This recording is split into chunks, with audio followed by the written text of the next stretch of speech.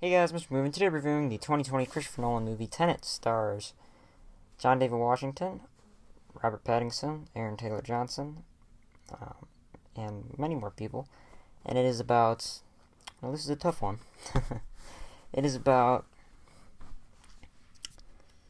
so these people who are trying to, well, John David Washington's character, the protagonist, is trying to find out how these things are becoming, like, inverted. How they're, like, you put your, in the trailer you saw, they put your hand over something, and pulled it back up, that sort of thing. And trying to figure out how it is inverted, and then later in the story, later in the movie, they start doing something else. They switch topics, but it kind of gets into spoilers, so I won't say anything about that. But stuff I liked about this movie, the action was fantastic. The opening scene especially was amazing. There's the carway chase, that was great. The airplane crashing into the airport was also amazing.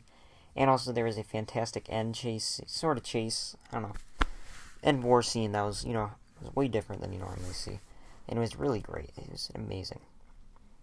I must say that out of all those action scenes, I think I must say that, I don't know, they were all really good. The opening was amazing because it just started out with a bang. The airplane scene looked amazing, and it was all practical. And all of it was practical. The end scene just it was just really cool to watch because, I won't get into that. But, and there was the highway chase. Those are the 4 action scenes that I really loved. There are more in the movie that were also really good, but, those are the main 4 I found. But, yeah, the action was amazing. The score was also great, too. It was Ludwig Göransson. If you do not know any of his work, he's worked on Black Panther and The Mandalorian. Two really good scores. And I'm pretty sure he did Creed, too. I think so. Yeah, right, he always works with Ryan Coogler. So, yeah. Yeah, he's done some really great scores. Hans Zimmer could not work on this because he had another project that he was working on right now. So, yeah, Ludwig Göransson. I don't know. It's not like Ludwig Göransson's best score, but it is one of his better ones. And then the story, too. The story was great. It's a really complex story, so, if you thought Inception was complex, which it was, don't get me wrong, but, it was way easier to understand than this movie. This movie is incredibly hard to understand. Or not hard to understand, just complex. And I found myself watching YouTube videos the day after I saw it, which is today. No, Tuesday, not, yeah.